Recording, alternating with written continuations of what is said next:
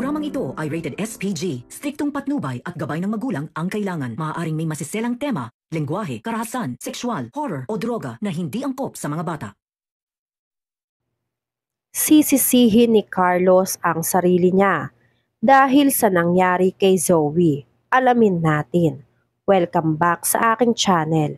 Mga kaganapan sa abot kamay na pangarap. Napaka-intense nga ng mga kaganapan sa abot kamay na pangarap. Desperada na si Morgana na makapasok sa kasal ni Lynette at RJ.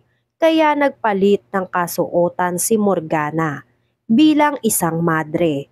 Lingid sa kaalaman ni Morgana na magkapareho sila ng suot ni Doc Carlos. Handa na daw si Morgana na gawin ang pangalawang plano nila ni Gilbert dahil hindi nagtagumpay ang plan A nilang dalawa. At dahil nga malapit na daw si Lynette sa venue ng kasal ay naghanda na ang lahat sa pagdating ni Lynette. Pinapasok na ang lahat ng guests sa loob ng venue at isinarado na ang lahat ng pinto. Dito na nga isinagawa ni Carlos ang plano niya na ipalak ang lahat ng pinto at sabuyan ng flammable alcohol ang buong venue. Nagwika pa si Carlos na maganda daw na parating na si Lynette sa venue para makita ni Lynette kung paano tupukin sa loob ng venue lahat ng mahal niya sa buhay. Basta sisiguraduhin lang daw ng kasabwat ni Doc Carlos na lahat ng pintuan ay nakalak na para sigurado na wala na silang takas sa loob at sabay-sabay silang mamamatay. Sa pangalawang pagkakataon, sinabi ni Zoe ang concern niya kay RJ na kailangan na nilang umalis ng venue sa lalong madaling panahon dahil kung hindi nila gagawin yon ay hindi na sila makakaligtas pa ng buhay. Kinontra naman ni Giselle si Zoe at hindi ulit naniwala si Giselle sa mga sinasabi nitong si Zoe. Hanggang sa lahat na ng tao sa venue ay nakaamoy na ng alkohol at ang iba naman ay nakaamoy na ng parang nagsisiga sa labas ng venue. Marami na din ang mga bisita na nahihilo dahil sa amoy na kumakalat sa buong venue. Nataranta na ang lahat dahil hindi nila mabuksan ang pintuan ng venue. Nababalot na din ng usok ang buong venue dahil sinagawa na ni Carlos ang plano niya na sunugin ang buong venue para mawalan na ng mahal sa buhay itong si Lynette. Para maramdaman daw ni Lynette kung gaano kasakit mawalan ng isang mahal sa buhay. Umalis na nga si Carlos sa venue matapos niyang sunugin ang venue at hinayaan na matupok ang apoy ng buong lugar. Nakasalubong naman ni Doc Carlos si Morgana. Sa una nga ay iniinis pa ni Morgana si Doc Carlos.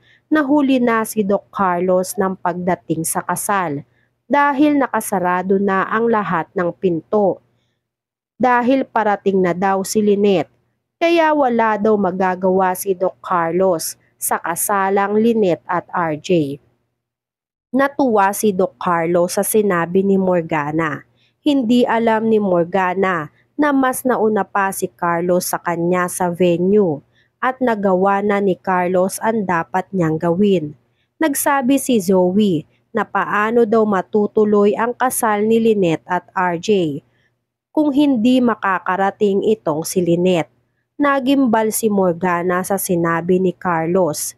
Dagdag pa nga ni Carlos na hindi na rin daw makakalabas ng buhay ang lahat ng nasa loob ng venue.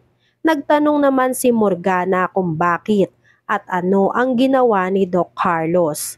Nagsabi si Doc Carlos na sinunog niya na ang buong venue kaya matutusta na ang lahat ng tao sa loob ng venue. Kaya wala na silang magagawang lahat. Nagimbal si Morgana sa sinabi nitong si Carlos. Agad-agad sinabi ni Morgana na nasa loob ng venue ang anak nilang si Zoe. Nagulantang si Doc Carlos. Hindi akalain ni Doc Carlos na magpupunta pala si Zoe sa venue ng kasal ni Lynette at RJ. Samantalang nagsabi nga daw si Zoe sa kanya na hindi niya gusto na magkatuluyan si Lynette at RJ. Hindi na alam ni Doc Carlos kung paano pa niya maililigtas ang anak nilang si Zoe. Nagmakaawa si Morgana na iligtas ang anak nilang si Zoe dahil nasa loob din ito kasama nila RJ. Napahawak sa ulo si Doc Carlos. Biglang nakarinig ng bulong si Doc Carlos na hayaan na sila na matupok ng apoy kasama ang anak niya. Samantala, nakarating na si Doc Kim sa venue. Sinubukan ni Doc Kim na buksan ang pinto ng venue. Pero bigo si Doc Kim dahil nakalak na ang lahat ng pinto. Nagsisigaw si Doc Kim sa labas ng venue. Natataranta na si Doc Kim dahil kahit anong gawin niya ay hindi niya talaga mabuksan ang pinto ng venue. Sumigaw si Doc Kim na buksan nila ang pinto ng venue dahil mahalagang bagay siya na sasabihin. Hindi alam ni Doc Kim na nananganib na ang buhay ng lahat sa loob ng venue hanggang sa naamoy ni Doc Kim na parang may nasusunog na bagay sa paligid niya. Napansin ni Doc Kim ang basa sa sahig ng venue at naamoy ni Doc Kim na isang alkohol ang basa na nakakalat sa buong venue. Kaya naman mas lalong nataranta si Doc Kim. Kaya kahit pagod na si Doc Kim, ay hindi siya tumigil para mabuksan ang pinto ng venue para mailigtas lahat ng tao sa loob. Nagsisigaw na ang lahat ng tao sa loob ng venue. Maging si Chang Susan ay naninikip na ang dibdib dahil sa kapal ng usok sa loob ng venue.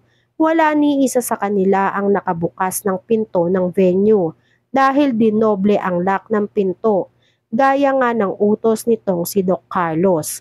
Nagsabi si Zoe na kinakailangan na nilang makalabas ng venue. At lahat sila ay masosuffocate sa kapal ng usok kung sakaling magtagal pa sila sa loob. At mas worse pa nga daw ay baka matupok na silang lahat ng apoy.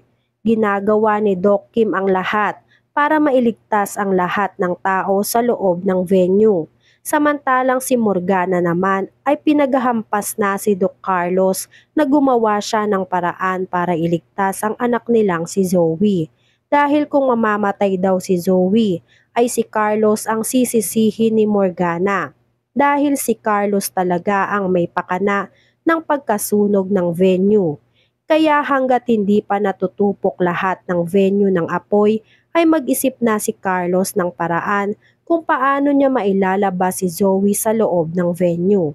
Dahil unti-unti na ngang kumakalat ang apoy sa labas ng venue at susunod na nga na matutupok ang loob ng venue.